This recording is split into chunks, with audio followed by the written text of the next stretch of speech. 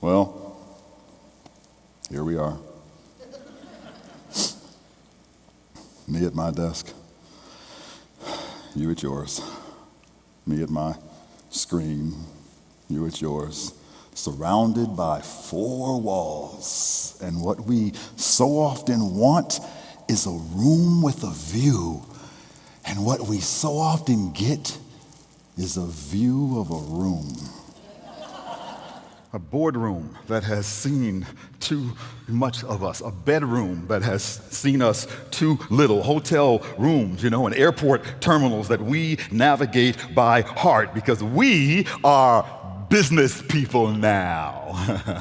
And so that means that we're too tired and working and eat later and balance less and sleep later and live less and call you later and see you less. And it's not personal, it's just business. We're not personal, we're just busyness. So busy with a list of really important things I am gonna do today. First, I'm gonna squirrel. Shiny object, wait, no, what was it? What was the distraction? Hold on, tip of my tongue. Incoming! Damn it, I forgot. It's not personal, it's just business. I'm not personal, I'm just, busyness. So busy with trying to ease executive stress without putting myself into cardiac arrest, I'm trying to be my company's project management medication while making sure that project managers don't leave me popping meds, okay? Unless, of course, there is a drug that will help me clone myself, because that is the only way I am getting through this inbox, AKA whack-a-mole. I knock out one email, a new one appears. I knock out one email, a new one appears. I knock out one, you know what? I used to hope for things. I had dreams like you. I used to hope for things like peace on earth. Now I just hope for a zero inbox day. That is my world happiness. A workforce with no questions or complaints about their paycheck, that is my peace on earth. Right?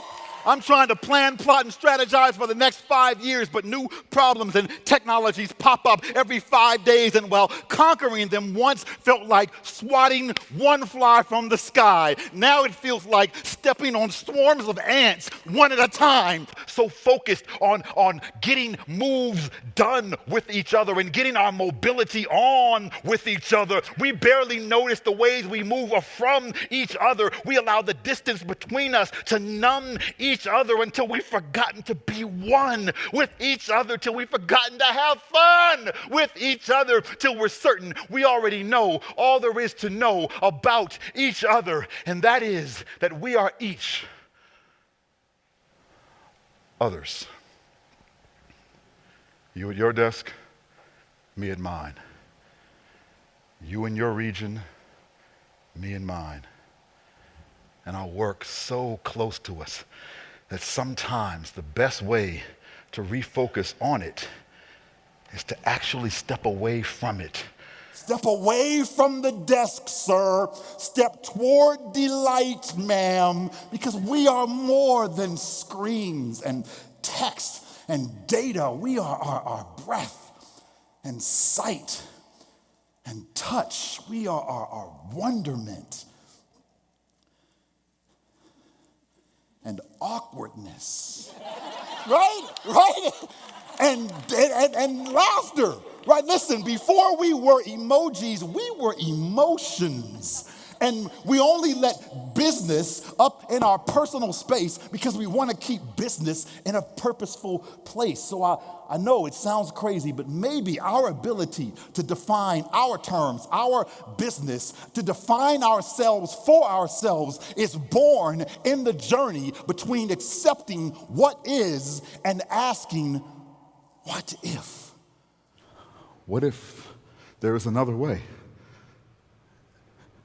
I know where we are, but what if we just decided, just us, like forget them. What if you and I, just among friends, decided to do it different today? So I ask you, if we are going to do conference and Congress different today, how do you spell play? Spell culture. Spell leadership. When you think about Think about a big-headed little kid growing up.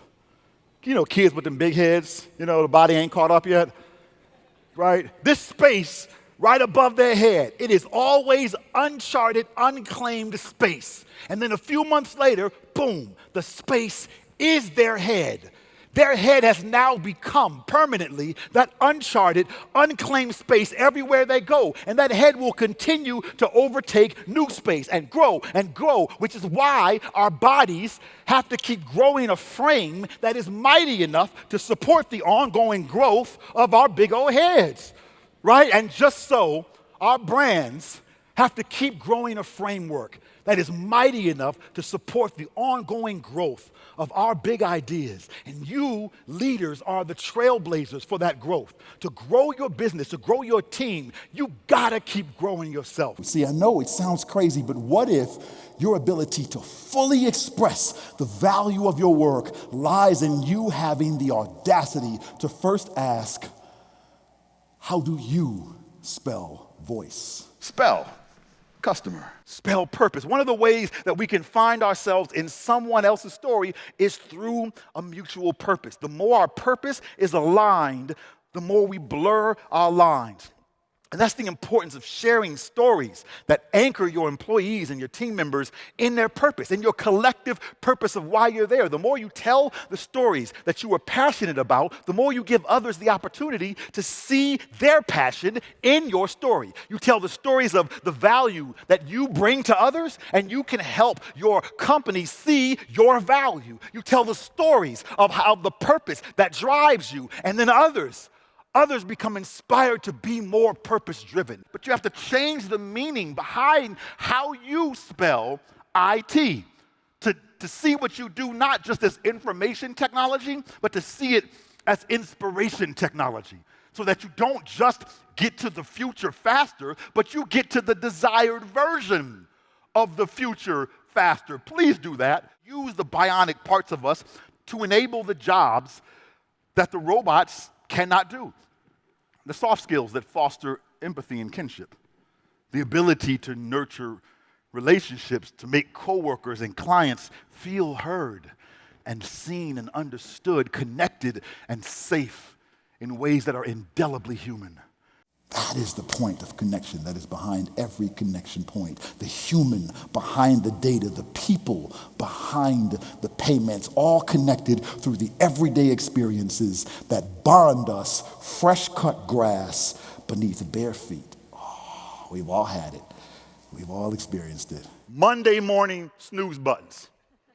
Somebody in this section feels me, right? How about sick days called in with fake coughs, playoff tickets in hand? Okay, a few more of you. Okay, all right, let's get real with each other now. Bathroom scales that must be either broken or blatantly lying. Just me? Okay. This is what we share. Nodding at the hospital through a trembling smile as Dad says the words, no more chemo. It's what we share. Fathers with family, wives at the office, the most crucial board presentation of the year, but can't stop thinking of his voice on the phone, her face when she's sleeping, children's laughter down the hallway. We told her we would be there again, but the conference call went late again, and she stood up from that piano, desperately searching the recital audience for a glimpse of us, and fought back tears during her bow again. This is the us, the human us, the naked us that is quietly inscribed on the back of our business cards. And if we just took a second to look closer, we'd find what's shared in who we are. Because the more that we share our stories with others, our scores and our scars, the more we give others the chance to find their story in ours. Because the front of our cards, they merely talk to someone, but the back is a platform to dialogue with someone. And this is what I am proud to help business people learn: how to deliver information through inspiration, through beautiful stories. What if that is the power of coming here? That power of coming together to ask yourself, how do you spell community? How do you spell community? To share that spark with others who share your fire. You are union. Your mouths full of fusion like an unlit flame. You are disruption. Your eyes hold hurricanes that are yet to be named. You are voice. Your throats burn with anthems waiting to be claimed. You are John, Paul, George, and Ringo. Meeting in New Orleans at the Superdome for the first time, trying to decide if anything worthwhile will come of your collision. And you will emerge from this studio firmly in your grasp a freshly written ditty called I Wanna Hold Your Hand. Because we can work it out, but only with a little help from my friends. So come together right now, over me. Yeah, there you go. And so you do. You come together because you know the power that lies in your collective song. You come together because you know the truth behind this rise of the humans. You come together because you know the truth behind the world of human resources, that our humanity is the world's greatest resource. Because this is the future of business, and it is ours to seize today, right? When inspiration, innovation, and insight are free to just play. And it begins with each of us here being bold enough to say, I know it sounds crazy, but what if there is a better way? Thank you.